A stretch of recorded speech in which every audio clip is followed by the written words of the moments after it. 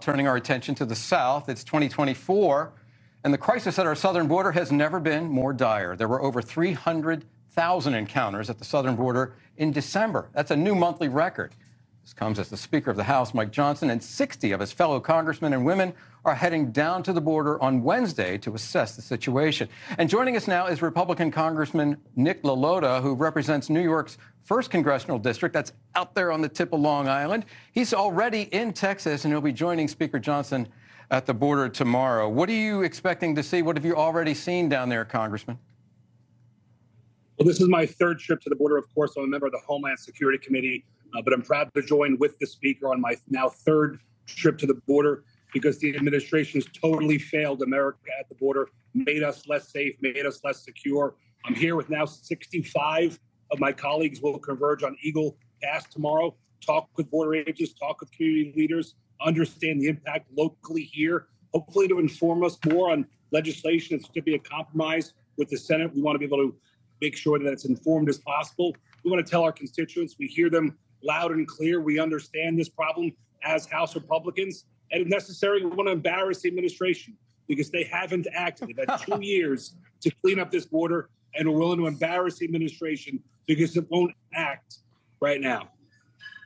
All right, you mentioned that negotiation with the Senate, and a lot of people are looking at this. I mean, it's a measure of how sensitive this has become for Democrats that the White House is even sitting down with Senate Republicans and trying to work out a deal. Of course, it's tied to Ukraine aid, it's tied to Israel aid, it's tied to Taiwan. That's just political sausage making. But let me ask you something, because a lot of your harder line colleagues in the House saying there is no way they're going to go along with any compromise that falls short of those principles that they've already passed in the House of Representatives. What do you say? The American people want us to secure the border. They want Joe Biden and Secretary Mayorkas to secure the border.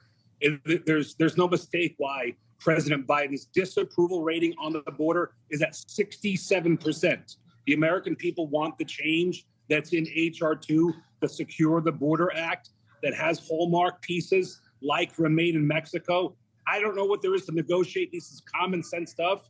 If you looked at Bill Clinton's State of the Union address a couple of 10 years ago, he was saying the same things that House Republicans are saying today. It's unfair to migrants crossing the border to allow them to do so illegally. It's unfair to American workers to have their jobs taken by illegal folks.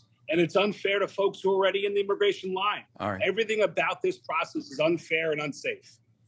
Congressman, we're looking forward to that debate. We hope you have an opportunity to vote on something in the House. I want to change subjects really quick. Actually, it's related, and that is the busing of migrants to New York City. Of course, the mayor came out and said, look, we're going to restrict these buses. You got to give us 32 hours notice. You can only drop folks off between the hours, I think it was 8:30 and noon on any given day.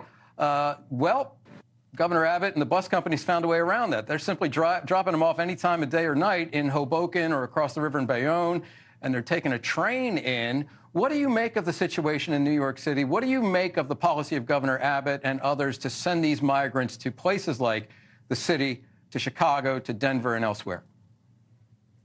So there's a reason that every state is now a border state and every city is a border city. And it's not because a couple of governors are busing individuals into those cities. It's because those cities have chosen their sanctuary city policies. New York City Mayor Adams, he's chosen sanctuary policies which prevent federal law enforcement from coordinating with local law enforcement to enforce federal immigration law. That is the reason so many migrants, 10,000 a month, are coming to New York City. Mayor Adams should stop talking out of both sides of his mouth. He said this crisis is destroying New York City.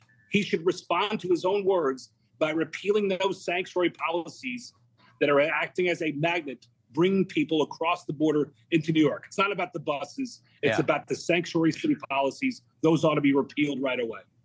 All right, Congressman. Thanks very much for joining us from your 1st District redoubt in New York State. We will see you back here next week. Thanks.